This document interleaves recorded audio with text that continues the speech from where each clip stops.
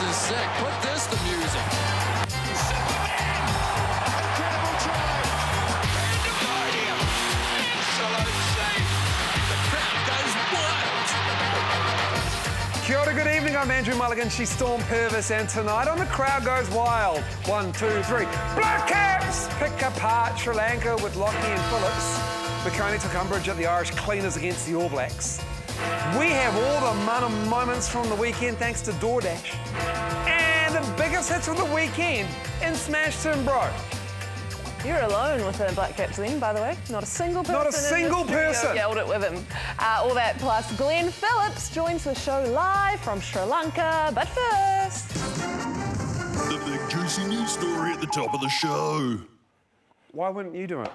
I don't know. Leading your CGW tonight, do you know what's hot, spicy and fulfilling?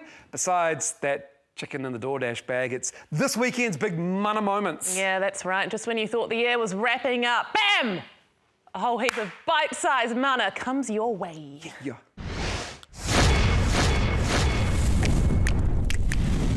Who knew juggling would become an invaluable skill in the game of cricket? And if that doesn't work out, how about becoming an absolute batter like Lizelle Lee? Congratulations, highest ever score. Do you realise the history you've made out here? Yeah, I wasn't really thinking about it. I was quite angry at myself with the last shot because I didn't know where to hit it. Yeah, tough hitting 12 sixes. But from splitting wood to splitting timber, Lumberjack Jack Jordan had us cracking the riddle. It wasn't my day today to pack all my gear up and get ready for it to be sent back to New Zealand and then celebrate into the night. From dogs storming to the field to squirrels And you go up against 300-pounders and it doesn't bother you, but a little squirrel has you scampering out of the way. and tortillas. Touchdown! There go the tortillas. Colorado's cornerback Travis Hunter is a sucker for the El Paso, but I don't recall it ever coming with a hole in it. Martinez Salmon drilled this quick six during the Fast 5. PSA, you can now buy Accutane in Scotland after this weekend's Mahimpi breakout. And it's Bulla Vanaka in Cardiff after Fiji harpooned Wales with only 13 men. He's found a hole. Caleb Munsworth stepping. He's gone all the way. A historic first in Cardiff. 10 defeats in a row. Thanks, Mum and Dad, for travelling in. Love you guys. Could someone cut a key to the city of Dambulla for Lockie Ferguson? Big shout given. Is he coming out to face a hat-trick? It's all on. Oh, hang on a minute. Oh, forgiven. This is one of the craziest hat-tricks I've seen in recent years. Fifth New Zealand bowler to get one in T20 International. Could you believe it? Taylor Curtis, Crowd Goes Wild. Right, joining us is someone who was front and centre for witnessing that hat-trick and picked up a few crucial wickets of his own. Hey! Glenn Phillips! Hello, Glenn. How are you, mate? Congratulations on the win. And now you've got the honour of having the lowest total defended by a BLACKCAPS team in T20 history with a win. Congratulations. Woo! Is that something to celebrate? Yeah, absolutely.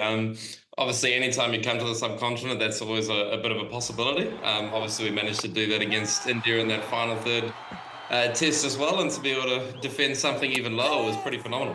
We're just taking a look at your particular highlights of that last over. So they needed 8 runs in the last over, 3 wickets with hand, and you cleaned them all up. Nearly got a hat-trick of your own, didn't quite make it. Clutch.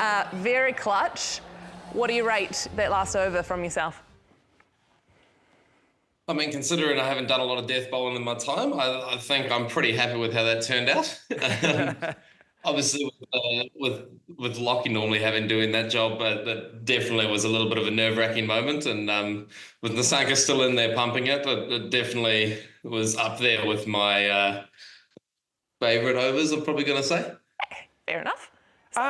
So what was, because Mitch Santner, he's your captain, he missed the 3rd test match with injury. Lockie Ferguson popped a calf. He only got the 2 overs that he managed to do. What was the message at the change of innings there, defending that total from Mitch and your senior leaders, and probably including yourself? Well, obviously at the start we did have Lockie, so I think there was definitely a big belief system that we could still do it. We were going to go out there and give as much energy and vibe as we possibly could and put them under as much pressure as we possibly could. And when they absolutely ragged that first ball, it definitely gave us a bit of belief to know that at least there was something still in the pitch for us. So for us to go out there, save everyone possible, you know, the way Beast made that crazy save on the boundary of a free hit, those sort of things go a long way. So the boys really gave their all, and we definitely had a few things go away with a bit of luck as well, which helps. Yeah, you guys seem to have a knack of making the impossible happen, I must say, and we are loving it. Yeah. So good. Glenn, thank you for joining us. Good luck for the 3 ODIs coming your way as well. Thanks, mate. Appreciate your time. Thank Cheers. you. All right. While Razor is lamenting the retirement of the great Ray Gunn, his All Blacks keep cheering him up. This time, they ended Ireland's 19-game winning streak at home. Yeah, getting the dub in Dublin was crucial because we've all got Irish mates and we wouldn't hear the end of it. McConey. Wow, Johnny Sexton's aged a bit since he retired, but his arch-enemy Rico was looking good leading the haka. It was good, wasn't it? Yeah, it was nice and subtle. Rico was given an Irish welcome from Johnny's mates, and Captain Scooter Barrett didn't like this clean-up from Joe McCarthy, and he ran quite some distance to tell him that. Scott Barrett's got a bit to say. Yeah, I had to make a point of not tonight, you're targeting our 10 like that. But it was a messy first half punctuated by this. Can I kick you? Crowley. Can I kick you? Hits it beautifully. Can I kick you? McKenzie. Can I kick The All Blacks leading. Can I Crowley. Oh, and Geordie was binned for a high tackle before half-time. After the break, the Irish came out firing. Big pressure from Ireland. This is desperate defence. Gibson Park goes again. And Josh van der Fleer. Van der Fleer with the meat pie. But if you're a big fan of pickups, then you'll love this All Blacks try. Satiti, great hands. Now O'Moore. Now it's Gordon. There's the try for the All Blacks. Irish mistakes were costly in the second half, and somehow the respect the kicker thing went out the window. Anyway, the All Blacks won by 10, and D-Mac was player of the day. Test matches like that are won in small moments. Yeah, we're over the moon with that one. Plus, Al Moore also got his flowers. I can't say enough about Asafo tonight. He was amazing. Thank you. I just want a special mention to Asafo Moore. Thank you. Those are the moments I'm really pleased for him in this moment in his career. To my kids and my wife, love yous. 2 more weeks. Bye. As for Rico, well, he seemed happy to bury the hatchet. But then a leprechaun assassin almost took him out. Feelings got hurt, stuff was said, but hey, look, I'm just here to play footy and win games. That was close. Over at Twickers, the Wallabies finally added some X Factor. Straight from Rugby League, Joseph Sueli'i, playing his first game of senior rugby, had a blinder. What a ball from Sueli'i! Even the toughest of critics were impressed. I don't know how you did that, but I think it was important that you did do it, actually. And you've got a real talent. Hard to argue with you, Si. And in the 83rd minute, even more X Factor. Max Jorgensen! Max Jorgensen! That is back up! That is back up! That is back up! Max Jorgensen winning the game and also the post-match. Oh, mate, it's unbelievable. It's a dream come true. Man, it's the best feeling in the world. Australia. James McConey, crowd goes wild. Oh, one of the only times I feel genuinely happy that an Australian side has won. Southern Hemisphere clean sweep. Dominating. It's unbelievable.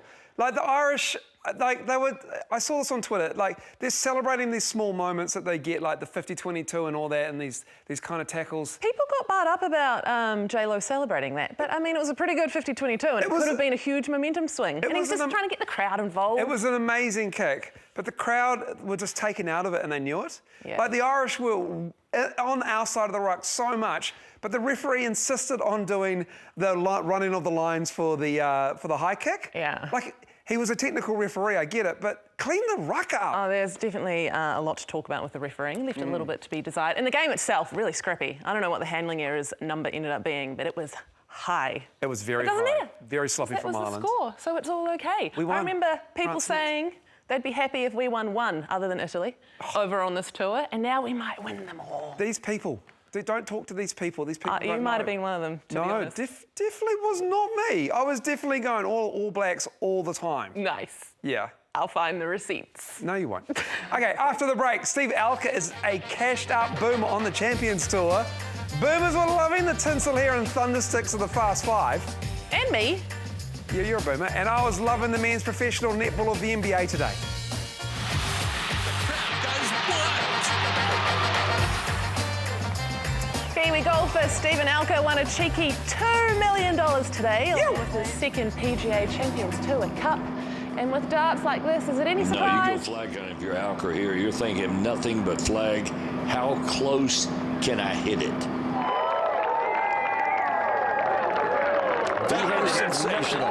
Yeah, he had to have nothing but great vibes going with that golf swing. I think there's going to be a raging party at the Alker household in Phoenix tonight, huh? Yeah, we might have a few drinks, maybe. He'll probably have a few of these alcoholics. Joining him too, there ain't no party like a senior golf party. Ain't that right, Mully? That is right, Storm. Yeah. Now, if you hadn't already noticed, Storm's a bit delirious today. She's incredibly annoying. She's had an energy drink and she's recovering from a Fast 5 hangover. Yeah, back-to-back 8-hour sessions really hit me these days. It didn't help that this was probably the most epic Fast 5 World Series that had ever been. So here's some highlights for ya.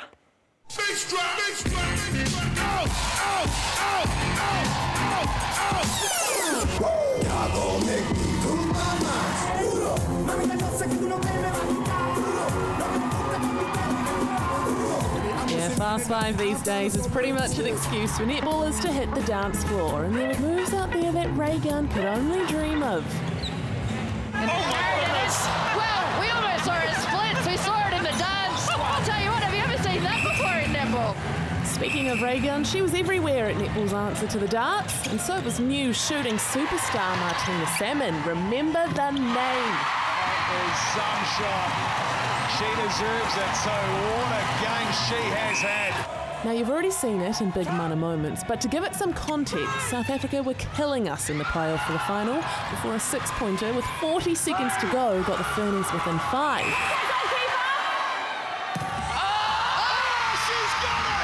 And then with 10 seconds left on the clock, this happened. Needs a rebound. They've got it. Oh, what a moment. This for a place in the grand final.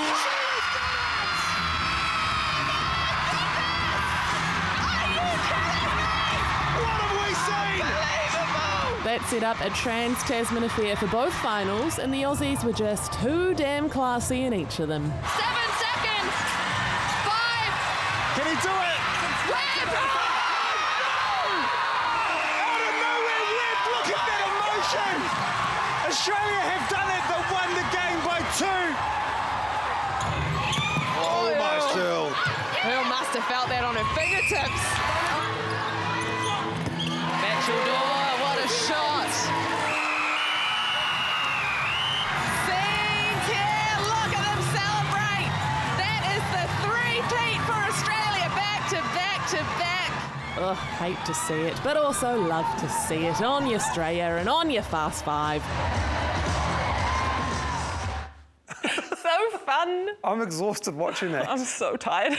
I can tell. So tired. It looks like a middle-aged rave in the stands. Yeah. Great. It pretty Looks much like is. fun. It is. It's so much fun. And I didn't even get half of the drama in there, to be honest. It was epic. So much to unpack. I don't even know where to begin, but it was lots of fun. And I think this is netball's way of getting into the Olympics. Yeah, it has to be. Yeah. Yeah, because they don't want it at the Commonwealth Games anymore, can't afford it. No, it's going to be at the Commonwealth Games. Thank you very much. Exit. You are false news. It's fake. Fake news. No, but you're right. No, but you're right. They should have it at the Com Games. Men's Fast 5 is amazing. And the Fast 5 should be Brisbane. Put in Brisbane in 8 years' time. You heard the man. That Olympics, right. Yeah. Look, we don't have time for a witty intro to the NBA, okay? We gave up. Here it is. The Bucks' nightmare season looked to be on the up after a strong start against Boston. His first 3 of the season. Bucks scored 40 in the opening quarter, and the Greek Freak had 19 of those himself.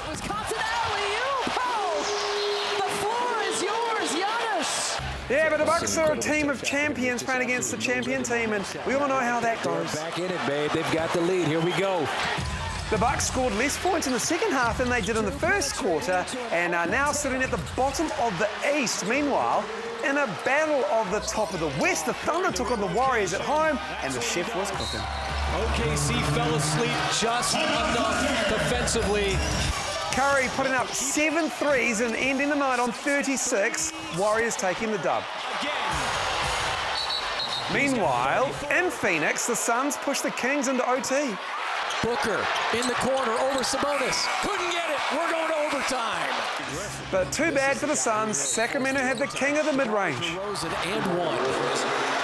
DeMar DeRozan and De'Aaron Fox scoring all 16 of the Kings' OT points and lighting the beam. Against Royce O'Neal. Step back, bucket, and one. This dude is putting on a show. Yeah, even though they're in Phoenix, they light the beam. And in Denver, Kyrie decided he wasn't going to miss in the fourth quarter. Nikola Jokic out of the game at the moment. Kyrie, long distance. Now long-range Kyrie again. Until this final shot to tie the game. Irving had 43, but the Nuggets had the dub. 122-120. Oh, God, so much. All right, TNT, a volcanic eruption, and an F1 car. Some of the loudest things on the planet Earth. That's unless Tonga are playing a game of rugby league, in which case all of those things are as quiet as a mouse walking on a pillow. Here's Tav with the Rugby League wrap. Luke. It was a blockbuster weekend of rugby league as the international test tournaments were wrapping up. Kicking off with the Samoan woman dealing to Papua New Guinea. Bending away from 1, 2. Jessica Partea scores in every test. In a match with more hair pulling than a weekend at John Key's house. Decision will be a penalty for a handball. Then it was time for the Kiwi Ferns to defend their crown against those bloody Aussies. Our women fought valiantly, but there was no holding back the power of the Vegemite-driven Wahine from the land down under. Now it's Isabel Kelly. What a finisher she is. Next up was the finale, the big dancer matchup of the ages, the Red Sea versus the Yellow Marsupials. Tonga struck first through some Isaiah Katoa magic. Katoa on the way, hop away, big chance. Now for the corner and getting there, Sione Katoa. You've got your answer on the Tongan crowd reaction. Before the Aussies hit back with 3 brutal blows, scoring 3 tries in a row. Top to bottom, it's over for the Kangaroos. And although the Tongans fought valiantly, their efforts would prove to be futile against the might of the Kangaroos. And just like that, it was time for the main event. Time for a matchup of titanic proportions.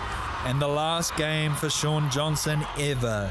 He swears this time. And as the dust settled, emerged a young knight by the name of Casey McLean.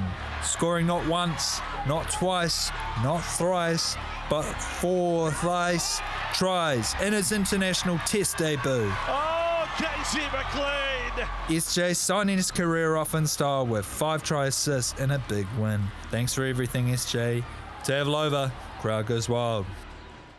18 years old. 18, mum and dad are there, obviously, when he got his jersey. Oh, lovely. Had emotion, it was great to see what a future he has. He's only played 7 NRL games. Just 7? Just 7, got 3 tries for the Panthers, so he now has more international test tries than he does NRL tries. In one game? After one game. Well done. All right, still to come on the show. All the football highlights that farmers love, like the American stuff from the NFL and the English stuff from the Premier League.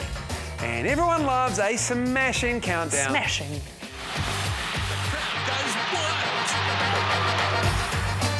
Kick to the corner, go to the attacking lineup. Here is Eklund still going. Kurt Eklund has the try. Think of darting off here. Tupaia helps him out and Eklund's got a double. Kurt Eklund still driving forward. Bradley Slater still has it.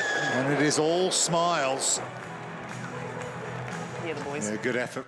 That was us, the All Blacks 15, beating Georgia in France overnight. Not us. No. Not us. I just found out Storm's going on a caffeine-free 10-day detox.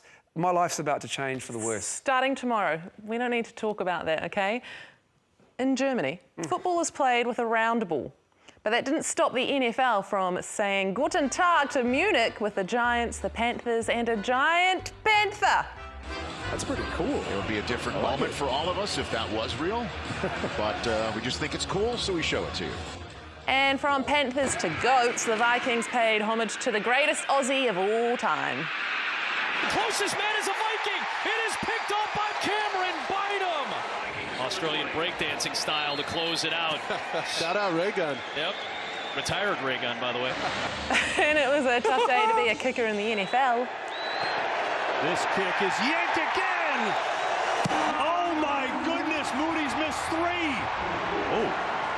Yeah, Samuel got moody at Moody, but Moody just had to do his duty. And it all comes down to this. Can it be redemption for Jake Moody to win it from 44? Kick is up, and it is up and through! The 49ers win it! It's 44 days until Christmas, unless you're a Chiefs fan, because... The Chiefs have not lost since Christmas. 14 consecutive wins. But like I said, tough day to be a kicker in the NFL. To win it. The Chiefs have won! Yeah, like Taylor Swift did to Millie on Twitter, Denver got locked. You gotta stop tweeting celebrities, it's weird. I'm in the bleachers. Hey, bad news for you Man City supporting dairy farmers. The Sky Blues are on a 4-game losing streak. Yes, but I tell you what would have had tongues wagging down at the milking shed, the Ipswich game. Here's producer Ra with the soccer football. Good point. Yes, Ed Sheeran's men kicked off this morning by telling Spurs to get on their bikes. It's headed clear by Romero, but only... Oh, it's an overhead kick! Aussie manager Ange Postecoglou wasn't impressed, probably because he saw a way better bicycle kick in the A-League last night. 3 in a row here for MacArthur. Oh, yeah! That is unbelievable! That's not a bicycle kick. This is a bicycle kick. What a goal! Back in London, Chelsea hosted Arsenal in the battle for third on the ladder, and it was the Gunners who looked like they were going to pull a leapfrog. Can Arsenal get a shot in? Gabriel Martinelli, the angle very tight, but he smuggles it through! This is a big, big moment for Arsenal! But Chelsea said, "Oh, you mad?" Oh, he was given space! You cannot give Pedro Neto space there! It finishes in a draw at Stamford Bridge. Chelsea won, Arsenal won. Up in Manchester, United are sitting 13th, so it was nice to see their fans smiling for once. He chooses Garnacho, who goes to Kane! Magical! Down in Nottingham, Chris Wood and Forrest got the chop from Newcastle. Inside, opens up and finds the bottom corner! And as mentioned earlier, spare a thought for City fans. Manchester City's crisis deepens. Manchester City's worst run since 2006. And I tell you who don't care in the slightest. Chance to seal the deal for Liverpool. Mohamed Salah does just that. Demonstrative of Liverpool's superiority as they threaten to break away at the top of the Premier League table. 5 points clear now. Rapalmari, crowd goes wild. Right, Pearl Jam just played 2 amazing shows at Mount Smart, and yes, they've got a lot of hits. But do you know what has more? Smash It, Bro! Yeah, I know who wrote this forward in Johnny Sexton's book. Peels away, and the All Blacks get him wild early. Big tackle though on Ioane by his opposite number. Ringrose sent Rico back like a pint of badly poured Guinness and had him doubling over in pain. Gary Ringrose smashed it, bro! Needs to be better. The weather's getting warmer, so it's time to use the clothesline. Back post, Ibasuki, arriving. He's been caught there by Delianov. Yeah, it was laundry day in the A-League and Ibasuki was hung out to dry with that clothesline. James Delianov smashed it, bro! Now, I know why they call it the Big Bash. Throws again, well driven this time. Gets a bit of assistance from Matty Penner at the other end. Oh, and forearm as well. That's got to hurt. Yeah, Bridget gave it a big bash and gave her teammate Matty Penner a second elbow and left her a bit googly. Bridget Patterson smashed her, sis! Oh, it's hard to stop a raging buller. Out comes the ball. Thomas. Huge tackle from Naitalevu. Massive shot. That is timing. Absolutely superb at Anscombe. Waisia went wailing and hit Gareth Anscombe harder than the last cup of kava. Waisia Naitalevu smashed him, bro! And it would be Jillaroo to not show this one. Shanice Parker. She's shaped to pass and takes a strong hit from Taufa. Yeah, Taufa ran it straight at Shanice, so Parker decided to park her. Ew. Number 5 on her back, but number 1 on our list, Shanice Parker. Smash her, sis! Go. That was a good one. Shot. That's a good list. Oh. That's us. Things to look forward to over the coming days. BLACKCAPS. BLACKCAPS! It's the closest I'll ever get to yelling it, just FYI. Come on. And, of course, the All Blacks, France, Sunday morning. Ooh, I'm excited. And I'm on Game of Two Halves on Thursday. Cool. All on Sky Sport. Ka kite. Omarie. Put this to music.